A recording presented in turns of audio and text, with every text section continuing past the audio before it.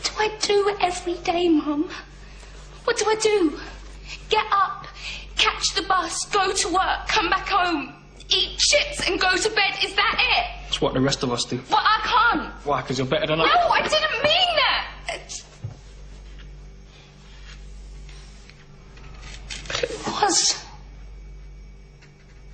It was a better life. And I don't mean all the travelling and seeing aliens and spaceships and things. That don't matter.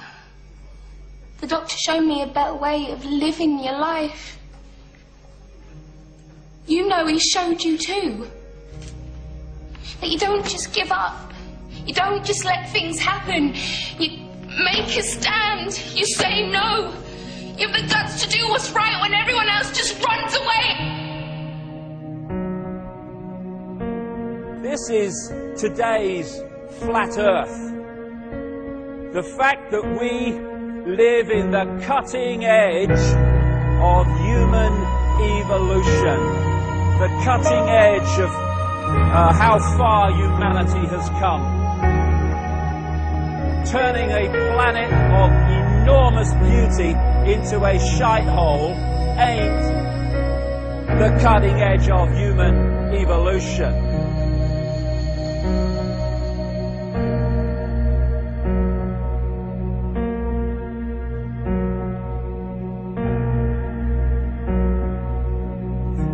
As Michael Elner said, just look at us. Everything is backwards. Everything is upside down. Doctors destroy health, lawyers destroy justice, universities destroy knowledge, governments destroy freedom, the major media destroys information, and religions destroy spirituality. I think there's more to know here. We always kill the guys who try and help us. Isn't that strange that we let the little demons run amok? Always. John Lennon, murdered. John Kennedy, murdered. Martin Luther King, murdered. Gandhi, murdered. Reagan, wounded. Yeah.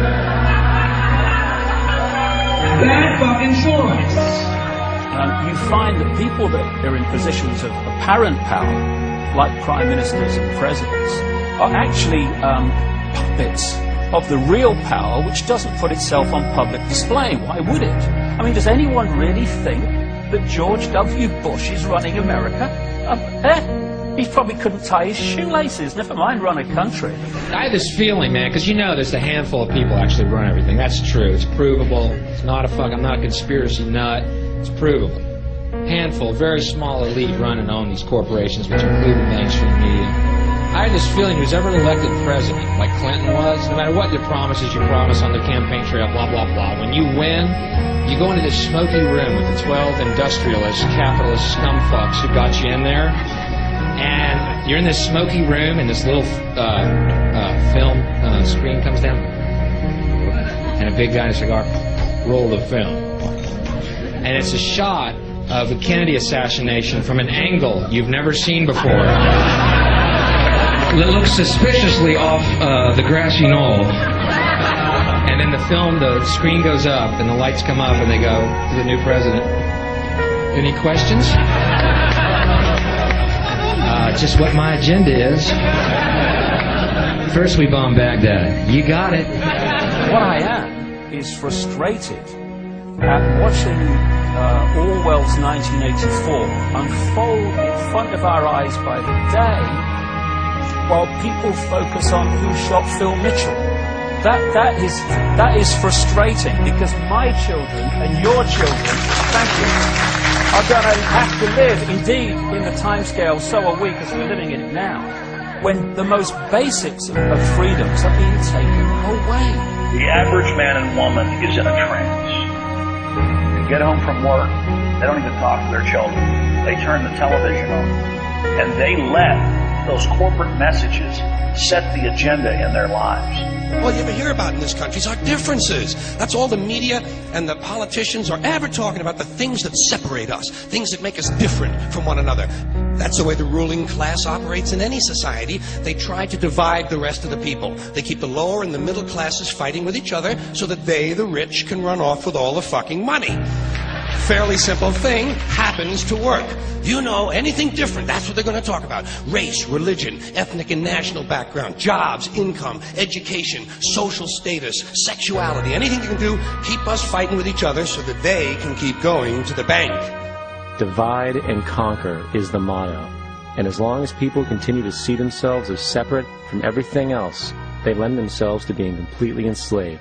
We've all seen vast herds or flocks of sheep controlled by a sheepdog and an authority figure called a shepherd. You imagine if just a significant number, not even half, of those sheep said, we're not going to succumb to fear of the sheepdog, and we are going to go our own way. And those sheep start going in their own way, they start expressing their uniqueness, and they stop acquiescing with the authority figure and succumbing to fear. Where's the power of the shepherd now?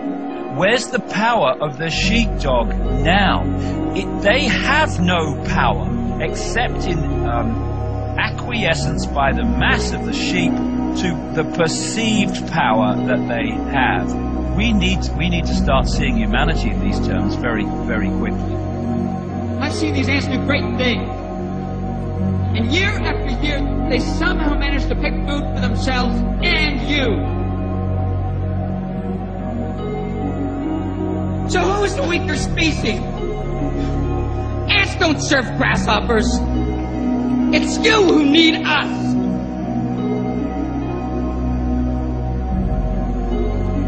You know, when you go through all these different levels of how we are attacked mentally, emotionally and physically to suppress us and to hold us in the box, in the bubble, that tells us something about us.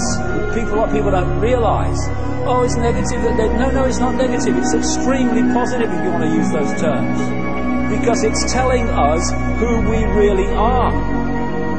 The level of suppression on multi-levels, in multi-ways, that they've had to go to and continue to go to hold us in servitude shows the potential of genius and magnificence that we really are.